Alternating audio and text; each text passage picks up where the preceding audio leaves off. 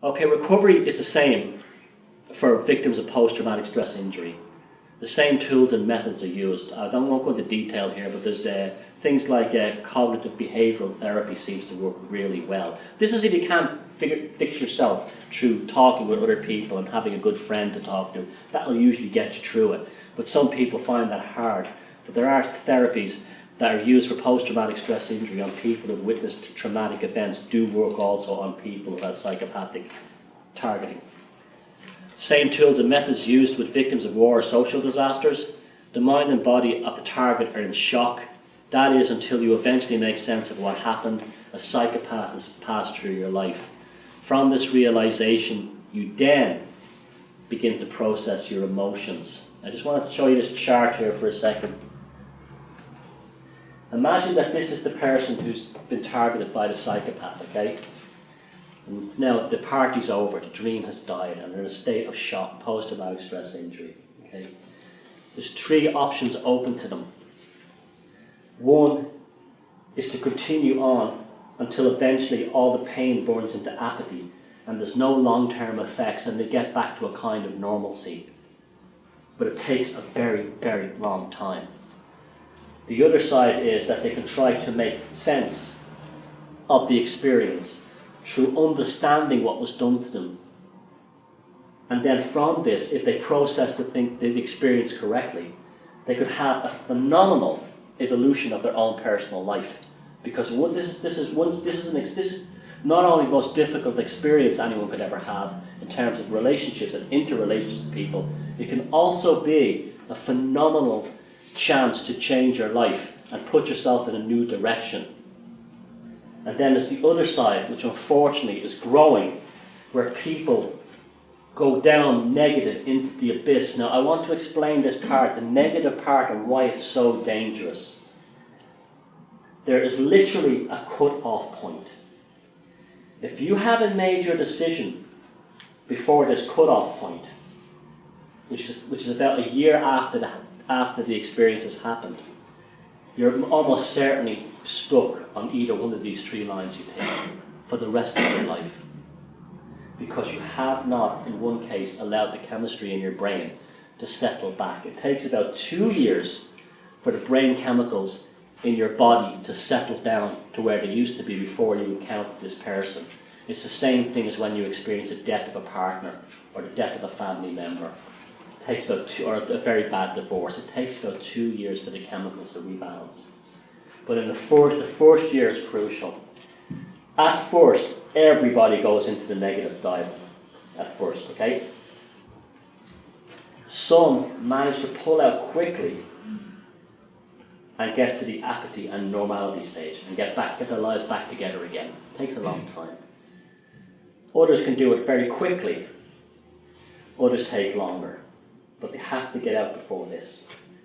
Some can get out from here and after normality understand this is the actual process of what was done to them, and they can swing back into understanding and go on to make sense of the experience. You'll find a lot of artists are very good at this, songwriters.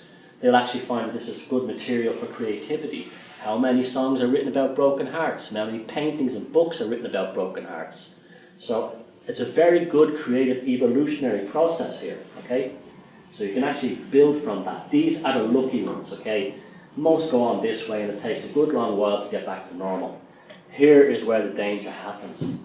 The people who go on the negative spiral, once they pass the first year and they're still filled with incredible hatred and negative, what's happened is their brain chemistry is not coming back to normal. They may have a good day, but they always come back to this line. They may go back a bit further on the downward trend. They may try to have a good day back again, they may meet somebody, and then it'll crash down again. Because they haven't resolved it soon enough. They're on a downward trajectory. Some, with a lot of help, might get back up to here. Some. Unfortunately, and I'm seeing this more and more, revenge is what brings you down.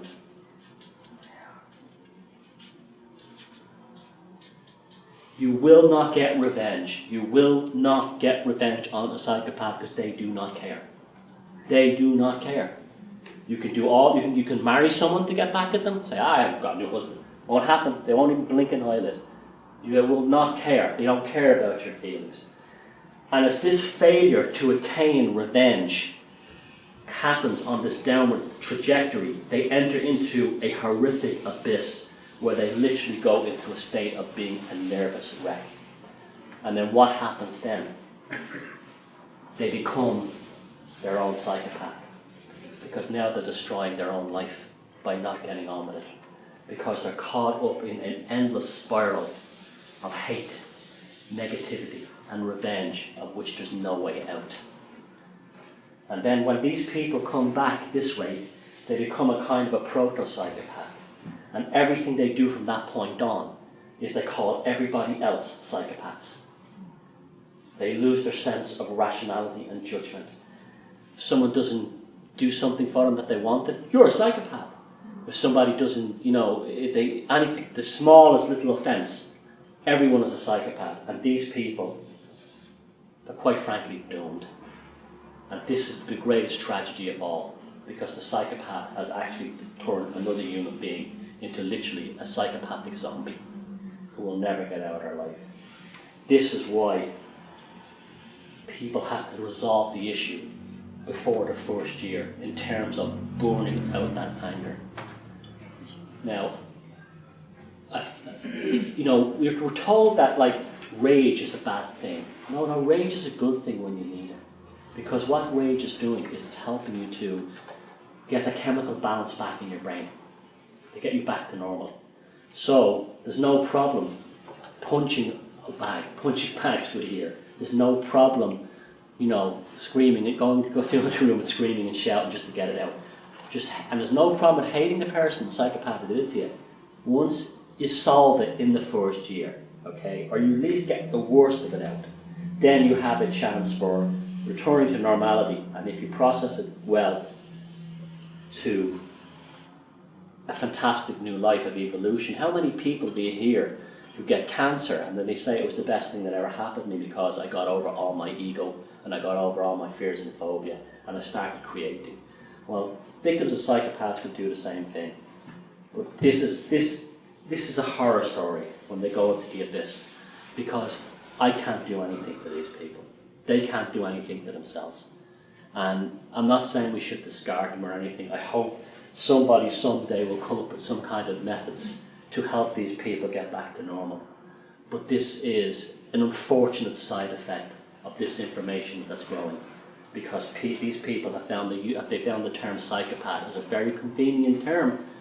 You're a psychopath, I don't like you, you're a psychopath. So they never have to look in the mirror and understand that they're ultimately, at some point here, the psychopath was no longer involved and they became the engineer of their own misery. Very sad.